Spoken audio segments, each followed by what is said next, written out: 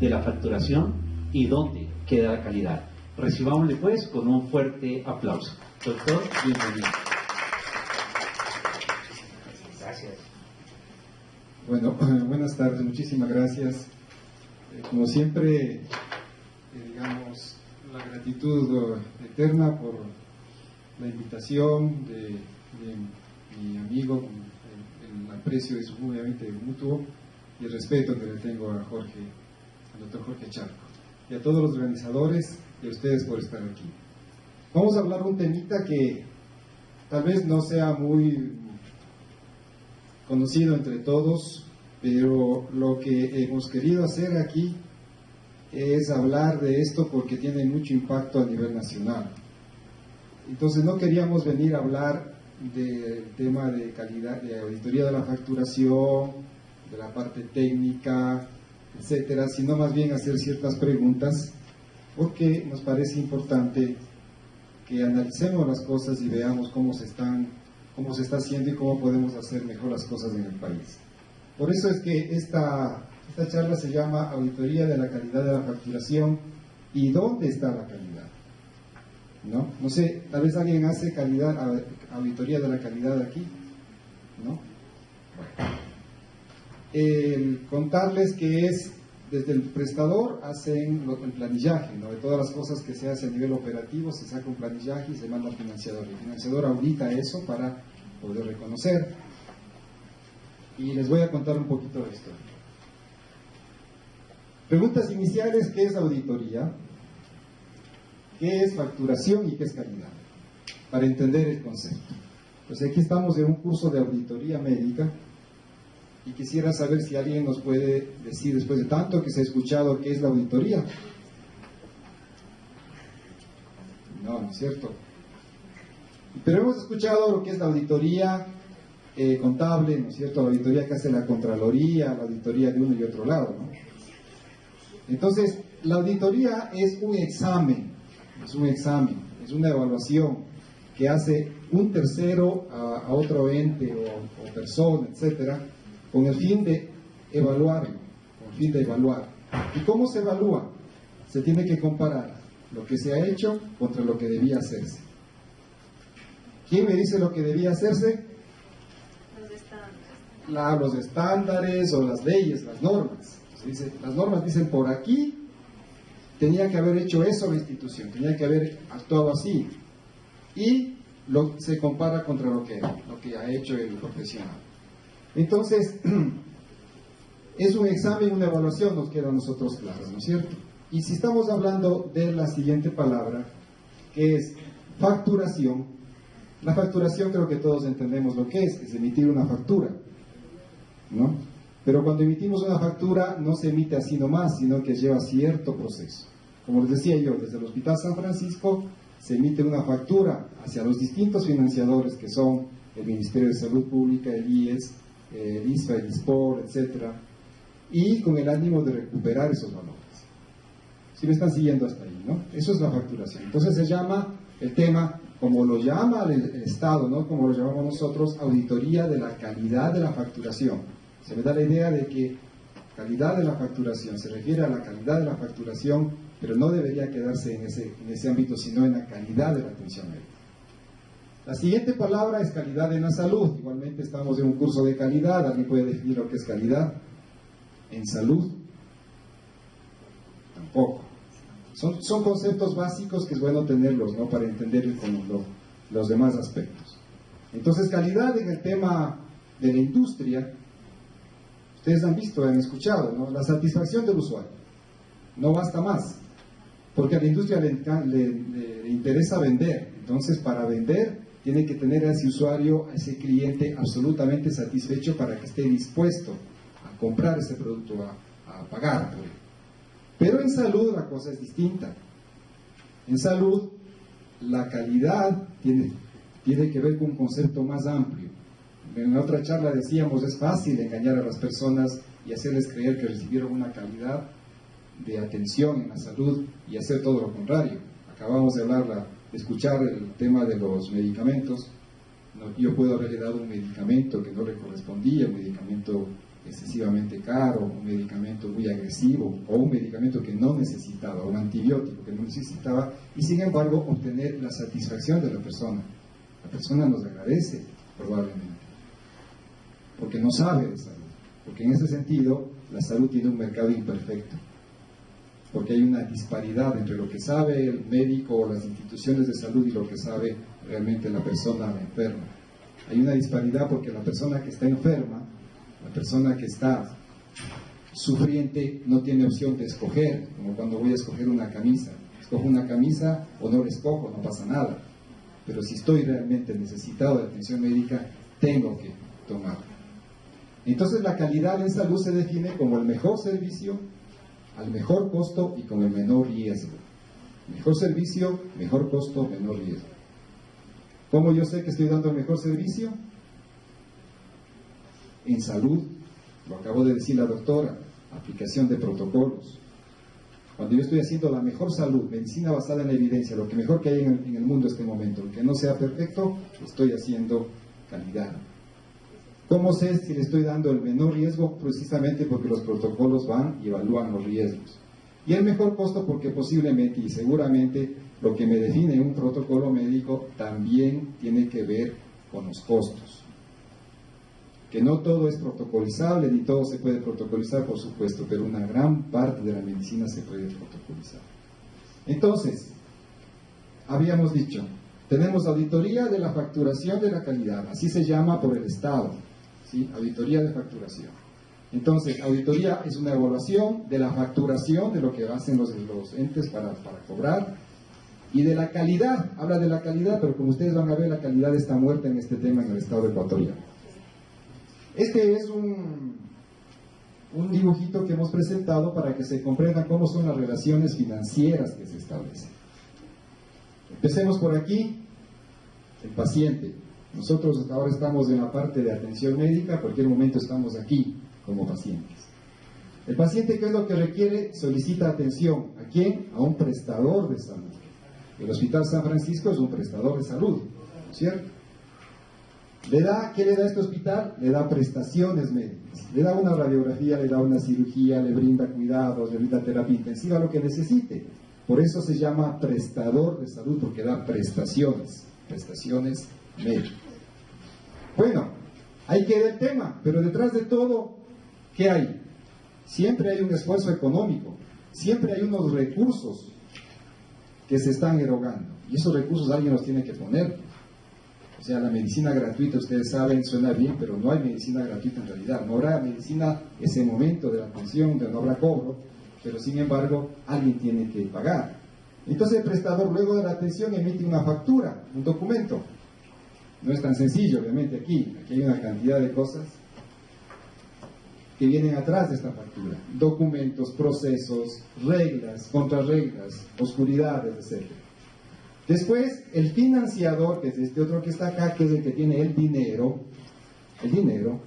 que puede ser el IES, el Ministerio, el ISA, los privados, etc., analizará esta factura y conforme su auditoría dispondrá el pago de los recursos al prestador. ¿De acuerdo? Entonces hasta ahí estamos claros, ¿sí? Hasta ahí funciona el tema. Pero ¿de dónde saca dinero este financiador? ¿De dónde saca dinero el financiador? El financiador obtiene el recurso del mismo paciente, ¿o no? ¿Cómo se financia el Ministerio de Salud? Con nuestros impuestos.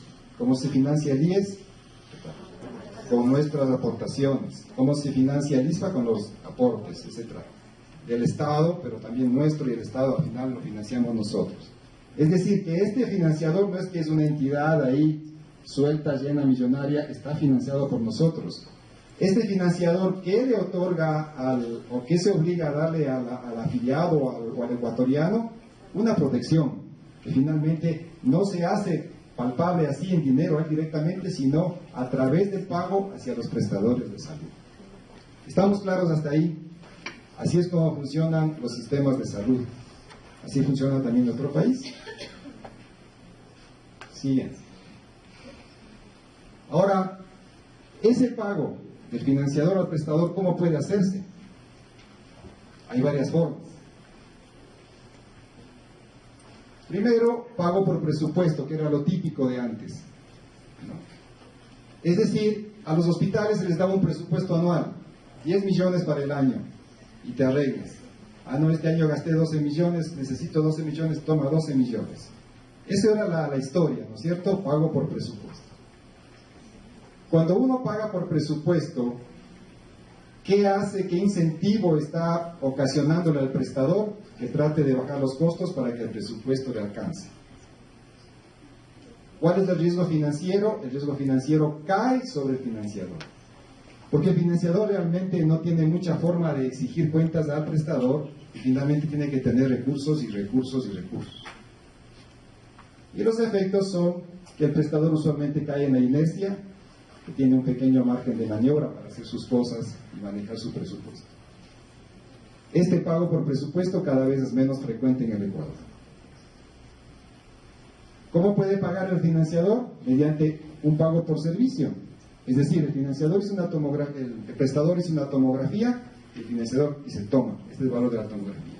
Hiciste una cirugía, este es el valor. Esto se llama pago por servicio. ¿Cuál es el incentivo aquí? Obviamente que el prestador, ¿qué trata de hacer? De dar un montón de servicios, pues porque cobra más, ¿no es cierto? Maximizar los servicios, caer en la sobreprestación, hacer de más, salirse de protocolo, especialmente los privados, ¿no? Tratan con este pago de decirle, y tuve que hacer esto y hice esto otro y tengo 3 días de terapia, necesitaba solo un día la pelea con el auditor. No, pero yo tenía que tener, estaba dedicado al paciente. El riesgo financiero nuevamente cae sobre el financiador y obviamente aquí la prevención prácticamente es nula, porque si el prestador paga por prestación, obviamente quiere hacer cosas para curar y no para prevenir. Aquí obviamente interviene la alta tecnología, porque el prestador dice, mira, hay un resonador, hay exámenes últimos, entonces cómpralos porque finalmente hay quien los pague. Mientras más hacemos, más ganamos. Y obviamente hay una inducción de demanda, es decir, de las necesidades para ser más cobrables. Otra forma de pago es el pago per cápita, es decir, el pago por cabeza. ¿Cómo se hace esto? Cuando hay una población y se le dice a un centro de salud, tú tienes 50,000 personas, yo te voy a pagar $10 por persona, pero tú atiendes a estas personas. No te voy a pagar más, los $10 por cabeza, pero tú con ese dinero tienes que hacerles prevención, promoción, tienes que hacer las atenciones básicas. Esto usualmente se usa en el primer nivel de atención. Entonces, ¿qué sucede aquí? Que lo que tratan los prestadores obviamente es de maximizar la afiliación, tener más afiliados, minimizar los costos. Obviamente, mientras menos se hace, más gano, porque total me está pagando lo mismo. Si yo hago menos, obviamente voy a tener mayor rédito económico. ¿Vale? Aquí sí el riesgo financiero cae sobre el prestador, porque tiene casi un presupuesto definido y listo. Y los efectos son la prevención, que se puede hacer prevención en esta modalidad, derivación, selección de riesgos. Derivación, ¿por qué? Porque el prestador trata de salir rápido de los casos complicados, ¿no? Se me complicó un caso, lo saco rápido, que no me cueste a mí. Y la selección de riesgos en el sentido de tratar de tener solo gente sana. ¿Alguna pregunta sobre estas 3 formas de pago? ¿No? Bueno, pasamos. En el Ecuador, ¿qué se escogió? Se escogió pagar por servicio. Primer nivel, segundo nivel, tercer nivel, todo se paga por servicio. O sea, se paga por la radiografía hecha, por la biometría, por la urea, la creatinina, por la habitación, por la dieta, por todo. Por lo tanto, es un tema de facturación abundante. Se paga por servicio, por tanto, la prevención no es estimulada, porque este sistema de pago no estimula la prevención. Los prestadores tienden a hacer cosas de curación, pero de prevención no. Se podría hacer prevención si es que hubiera un tarifario dirigido a prevención, lo cual no hay. Se incentiva la sobreprestación, como habíamos hablado, o sea, tratar de hacer más y más y más. La auditoría de la facturación debe extremarse para controlarlo, porque claro, frente a esa necesidad o a esa tendencia del prestador de facturar y facturar y facturar, los financiadores ponen la auditoría con el ánimo de parar y parar y parar la sobreprestación, o sea, esas cosas que se hacen de más o esos cobros que se quieren cobrar en exceso. El personal de planillaje y de auditoría debe incrementarse. Ustedes habrán visto en todos los hospitales, públicos y privados. Al principio era una persona la encargada del planillaje, después son 2, 3, después un médico, después 2 médicos, después 3. Ustedes vayan viendo en los hospitales y hay unos departamentos enormes de planillaje, ¿no? Dentro del esquema de auditoría o sin el esquema de auditoría, pero va incrementando. Y el financiador también pues va incrementando su personal. O sea, nos vamos engordando en un tema burocrático más que en un tema exactamente de prestación de servicios. Se crean conflictos centrados en el costo y sobreprestación y se olvida la calidad. O sea, ustedes vayan a escuchar las discusiones entre prestador y financiador y todos están hablando que esto no deberías cobrarme, que este código no está bien aplicado, que esto... ¿Y la calidad de la atención médica? Nadie habla de eso. A eso es lo que va la charla de hoy. ¿Y por qué no se habla de eso? Porque el tema, ya vamos a ver, es demasiado engorroso. Y porque también no hay claridad sobre a dónde debe ir la auditoría de facturación. La auditoría de facturación debe ir a tener insumos para saber cómo está la atención médica y en función de ello ir a arreglar el tema de la atención médica. Pero usualmente la auditoría de facturación en Ecuador muere en sí misma. Adicionalmente, nuestras autoridades se han esmerado en hacer el proceso de planillaje y auditoría extremadamente complejo y minucioso. Aquí no hay nadie que haga auditoría, decíamos, ¿no? Porque me van a dar la razón los que trabajan. El proceso es terriblemente enredado, complicado. Es una maraña como está aquí el gráfico. Estas son las normas que hay que saber para planillar o para auditar facturas en el Ecuador. El Ministerio de Salud Pública expide las normas de relacionamiento. Cada norma son 50, 70 páginas, ¿no? ¿Sí? Y cada palabra pesa en esas páginas. La tenemos de la norma 001, la 5309, la 137, la 91, en distintos periodos, igual, pero son 4 normas de relacionamiento desde el año 2012. El Ministerio tiene el tarifario, 2 tarifarios hasta el momento, en sus debidos momentos, y ahorita está saliendo el tercero ya. Y el tercer tarifario y todo lo que hay necesita arreglos, porque en la práctica se ve que esto causa confusión, esto causa problemas y salen reformas y cosas. El Ministerio saca todos sus acuerdos ministeriales, el uso de las ambulancias, el uso de camas, etcétera, y todo eso a la larga tiene un impacto sobre cómo se planifica. Sí, porque dicen, por ejemplo, habitación individual llevamos tanto. Habitación individual solo se puede pasar por esto, y como en el tarifario hay un precio por habitación individual, otro por habitación múltiple, entonces hay que empezar a analizar lo que dice un acuerdo que salió por ahí para relacionarlo con las demás normas y ver que la facturación vaya correcta. Diversos tópicos que muchas veces se oponen o crean duda respecto a lo señalado en el tarifario y normas de relacionamiento. 10 aproximadamente. El Ministerio, la CONASA, CONAMEI, tienen el cuadro básico de medicamentos que está en el país con atraso, a pesar de que salió recién el otro. Tenemos 2, pero claro, la norma nacional, la norma de relacionamiento y el tarifario dice debe usted planillar solo los medicamentos del cuadro básico y tiene que ponerlos como están en el cuadro básico. Entonces, si puso un medicamento con una presentación que no era la adecuada, no se puede pagar. Ya van viendo el detalle. Consejo Nacional de Fijación de Precios. El Consejo Nacional fija los precios techo. Sin embargo, hay como 40 aproximadamente, y sin embargo no hay precios techo para todos. Ya vamos a ver. El IES, el ISPA, el ISPOL, el SPAD, el FONSAT tienen sus propias normas aparte. Decenas de resoluciones, 40 aproximadamente, cada norma obviamente con sus 2, 3 páginas de entender bien lo que dice, sus interpretaciones. La Contraloría encima de eso cae encima de todo este champús y tiene su propia normativa, la Ley de Contraloría y normas de control gubernamental. Entonces ya van notando lo enredado que es el tema. Y al final, la Contraloría del Estado, que con el único criterio de hacer cumplir su punto de vista sobre el punto y coma de la normativa, deja atrás sus evaluaciones, desazón, desmotivación y éxodo del personal de planillaje y auditoría. Porque la gente entra a trabajar con ánimo, ¿cierto? Y empiezan a hacer su trabajo y se van enterando de las normas, van aprendiendo y dicen aquí cómo será y no sé qué. Y hacen lo mejor por la institución, hasta que llegó la Contraloría General del Estado. Para la ley todos somos responsables, ¿no?, de los recursos públicos, todos, en toda acción que hagamos. Entonces dice, vea, pero usted no ha planillado tal cosa.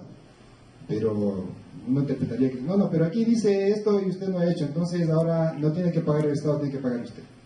Usted ha perjudicado al Estado.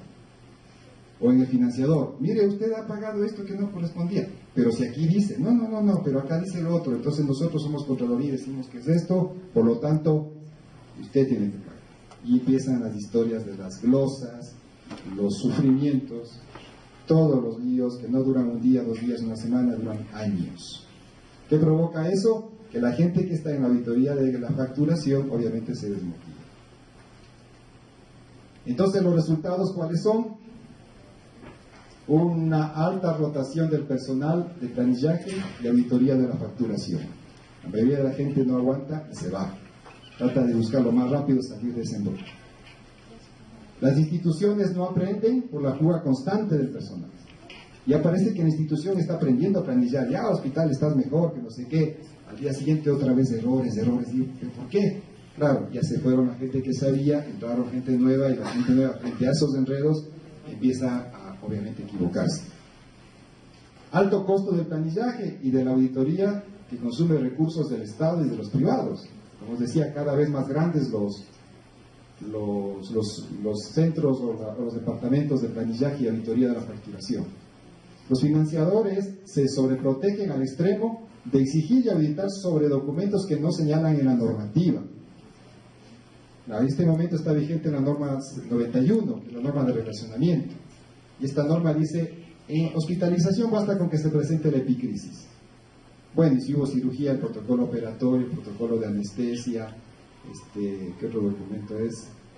Y el protocolo de, tengamos la bitácora de terapia intensiva. Ya, pero llega un financiador y el financiador dice, pero aquí no están anotadas las dietas. A ver, pero nosotros no tenemos la obligación de presentar ese documento porque no está en la norma. No, es que vino la Contraloría y desglosó las dietas, así es que presénteme el CARDEX de medicamentos, la hoja de indicación de dietas, la constancia de que le dieron la dieta a la persona, porque si no, así que yo he pagado en banco. Se arman los líos, los enredos, y pasan días, meses, años, ¿y cuál es el resultado? Que hay unos conflictos innecesarios, permanentes, entre prestadores y financiadores, y hay cobros y pagos que están estancados por años. Eso pasa en nuestro sistema de salud. Ustedes estarán escuchando, no pagan. Pero no pagan no es porque no quieren, sino por todo este enredo que hay. ¿Y qué pasa? Que hay una necesidad de emitir nuevos plazos para que el sistema pueda pagar. Entonces, cada cuánto el ministerio dice, paz, vamos a dar un plazo de 5 años, unos 5 años para que ustedes durante un año puedan hacer las cosas que estaban impagas y presenten de nuevo. Y después de otros 5 años, paz, hagamos otro plazo para que paguen, puedan pagar. Y nadie se iguala y siguen las cuentas pendientes por años. Y mientras tanto, ¿qué es lo que sucede? Que el sistema de salud desfinanciado pone en riesgo la salud de los pacientes. O sea, es grave la situación.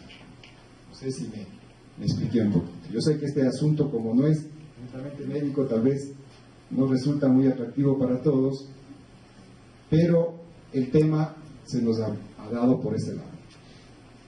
Entonces, finalmente, ¿y la calidad? Y la calidad de la atención, ¿qué es lo que impera y lo que importa? De la atención, no la calidad de la facturación. Porque allá tiene que ir la auditoría de facturación. Si yo sé que a un paciente le están haciendo una tomografía en exceso, yo objeto, en función de que esa tomografía no es necesaria y además porque se está irradiando innecesariamente a un paciente. Entonces eso es ejercer calidad. Y si veo que el asunto es repetitivo, hablamos con los prestadores y establecemos puntos de mejora. Así se debería actuar. A lo que se llega en el sistema ecuatoriano es, yo le glosé, listo, usted pelea por qué, y después, punto, se acabó, llegamos a una conciliación o no, y queda ahí hasta que venga la Contraloría a ver a quién da la razón. En la Contraloría viene gente que usualmente no tiene criterio médico, o si hay médicos, no saben todavía, no están enterados bien de cómo es el tema de la calidad, de cómo es el tema de la facturación, y no tenemos ningún resultado. Ejemplos puntuales de las incongruencias normativas. Se exige que los auditores no paguen medicamentos más allá del precio techo.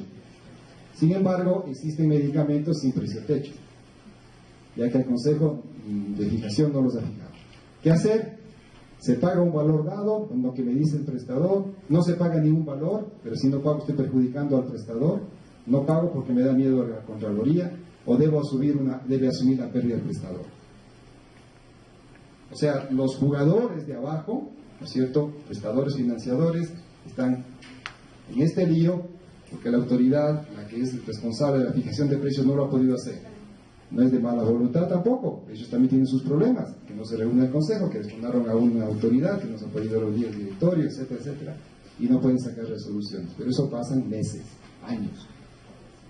Por ejemplo, en el famoso tarifario hay unos modificadores. El modificador 80 se refiere a que el cirujano asistente, que asiste durante todo el procedimiento quirúrgico y se aplica un pago del 20% del VR del procedimiento. Entonces, tal vez la redacción no está tan bien, pero esta palabra de cirujano asistente, ¿alguien sabe lo que es un cirujano asistente? ¿Sí saben? ¿Alguien sabe lo que es un cirujano asistente?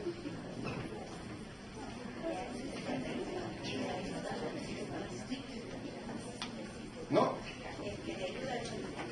Ese es ayudante, ¿no?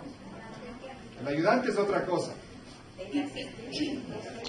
El cirujano asistente no existe en el Ecuador. Y está en la norma. Entonces uno dice, ¿y cómo aplico esto? ¿Cómo hago? ¿Por qué? Porque esta norma es una copia del CPT americano. Gracias. Una norma del CPT americano. Ustedes saben que los tarifarios que tenemos en el Ecuador efectivamente se derivan del CPT americano, que es un tarifario que salió en el año 60 más o menos con la implementación de Medicare en Estados Unidos, etcétera, ¿no? Pero está bien, hay una parte técnica que da códigos, que da un peso, una unidad de valor relativo a cada procedimiento, está bien. Pero tiene unas definiciones, unas cosas que son propias de los americanos, donde la medicina está absolutamente comercializada. ¿Por qué vamos a traer esas cosas al Ecuador y encima más plasmarlo en nuestra normativa y decir que cuando hay un cirujano asistente procedamos con esto? Entonces nosotros decimos, la pregunta es, ¿qué es un cirujano asistente? Este es un término que está en el CPT americano y no tiene aplicación en el Ecuador. Sin embargo, se insiste en traducir y copiar este instrumento. Y lo peor es que cada vez que van sacando estas normas, cada vez se pegan más al CPT. Modificador 99. En ciertos casos, 2 o más modificadores pueden ser necesarios para completar el servicio realizado. En estas situaciones, este modificador debería ser utilizado añadido al procedimiento básico primario y los otros modificadores aplicados asociados a este procedimiento deben ser enlistados por aparte con la debida descripción de dichos servicios. ¿Alguien entendió algo? Yo tampoco. Ni nadie. Porque está en la norma, pero nadie lo entiende. Y cuando se reúnen, ¿no es cierto?, las personas y las instituciones mandan cartas, dicen, vea, saquen esto, yo no sé qué pasa cuando se reúnen, y además son personas que se reunieron, vieron el tarifario y salieron, después vienen otras, o sea, todas vienen a aprender. Y no hay alguien que diga, vean, seamos un poquito más sencillos y saquemos lo superfluo, ¿no es cierto?, lo que está de más. No, la cosa queda.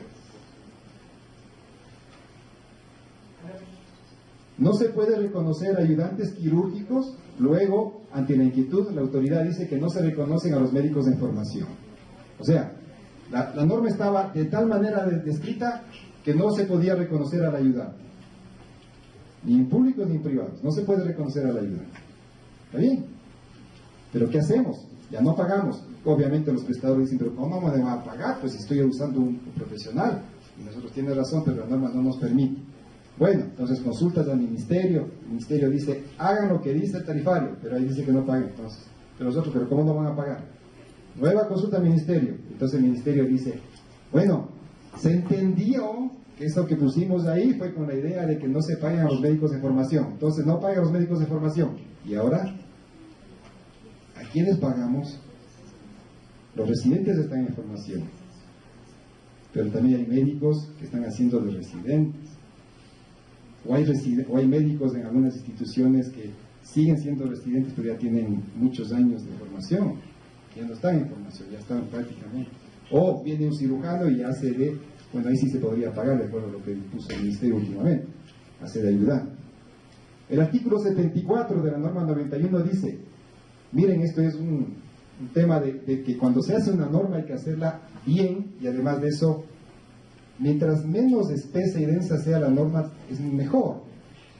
Miren ustedes lo que dice.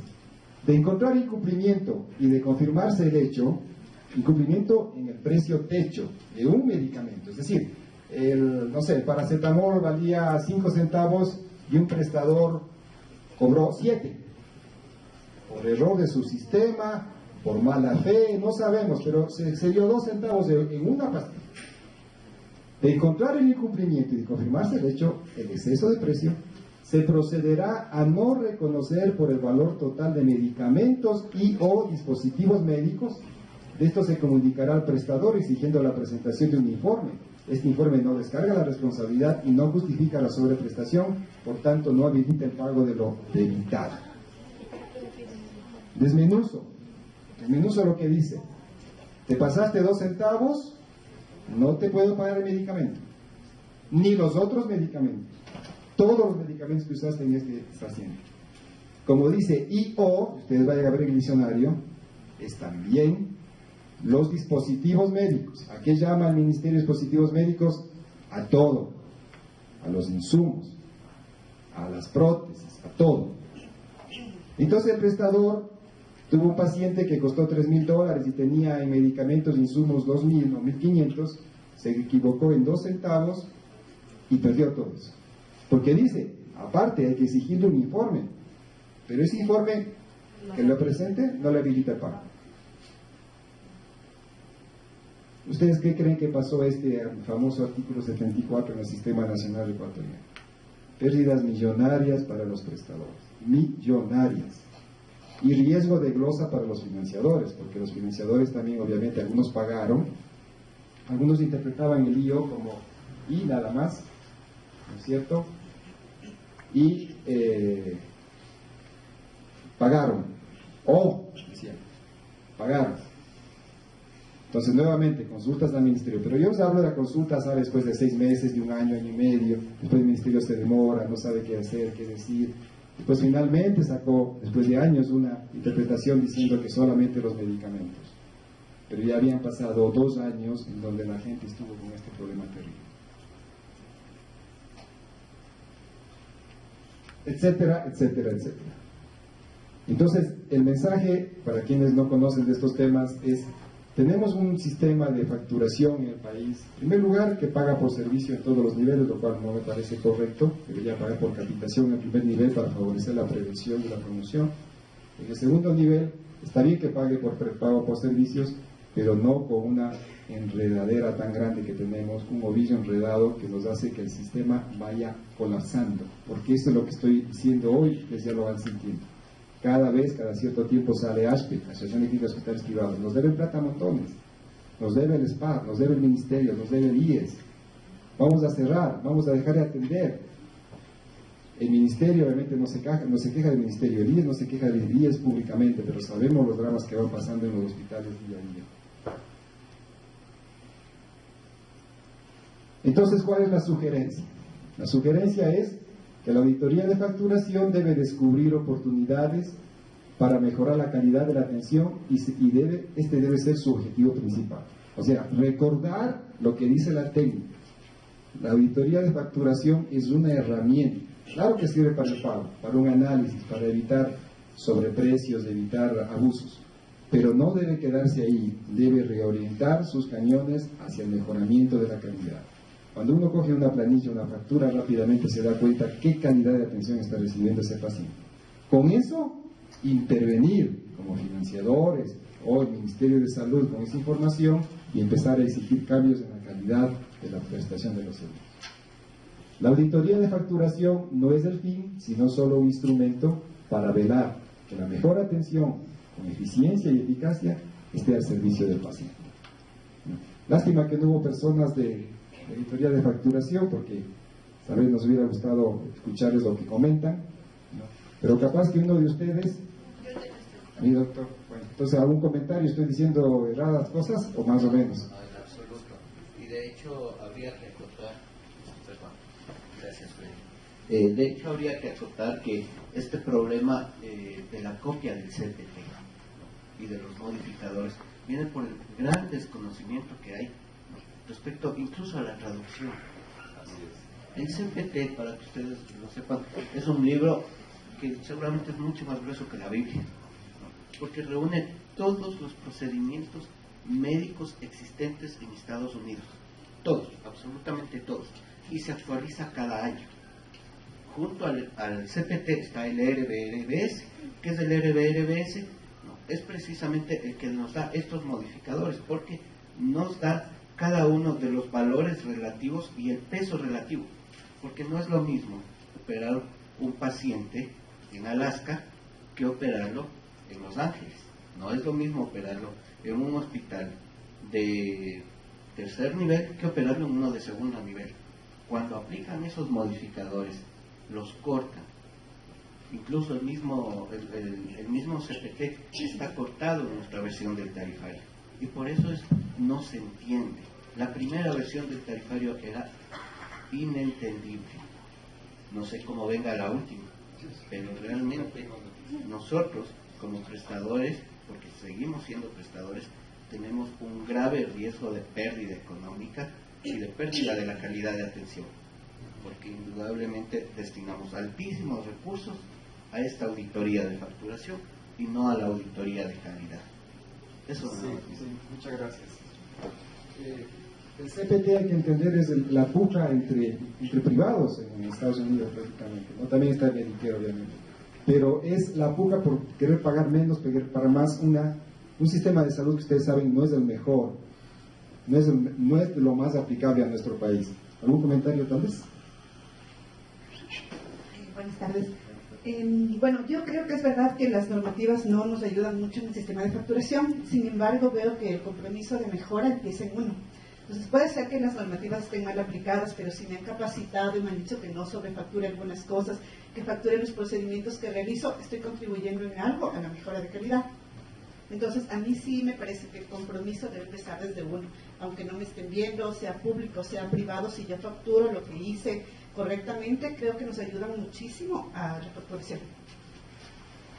Lo que siempre decimos, ¿no? Desde la trinchera uno puede ir mejorando un poquito el país. Lo que sucede es que finalmente, así haga uno bien el trabajo, cuando ya se encuentra una maraña y los pagos se van retrasando, los puntos de vista, porque la normativa deja huecos, vacíos e interpretaciones. Entonces, para mí es una cosa, pero para el conocedor es otra. Estamos entre los dos medio discutiendo y finalmente pasó algo, pagamos o no pagamos, y viene la Contraloría y viene con su tercera posición o la posición de uno y listo, ¿no? No hay un contralor que venga y diga, oiga, esto está muy enredado, solucionemos el problema para el país, dejemos de cortar cabezas a ese nivel, el nivel más bajo y más, digamos, débil. Más bien vamos a la parte más alta y mejoremos el sistema de salud. No hay nada. Bueno, entonces finalmente diciendo que a veces menos es más. O sea, hagamos más sencillos los procesos de facturación. Finalmente, muchas gracias. Se tenía que decir y se dijo. Muchísimas gracias a todos. Terminamos la ronda de preguntas, doctor. Sí, no sé si hay alguna pregunta tal vez. Perfecto. Una pregunta. ¿Cómo vemos el tema de la capitación y la posibilidad de aplicar capitación acá, desde el punto de vista de la descentralización de los servicios? ¿Cómo miras tú eso? Recordando, la capitación es la forma de pago en donde se asigna a una población a un centro de salud, ¿no es cierto?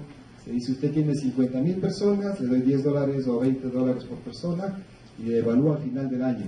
Usted tiene que haber hecho prevención, su gente tiene que estar sana, tiene que haber hecho prevención, promoción, tiene que haber tratado prematuramente, detectado prematuramente enfermedades, etcétera, ¿no?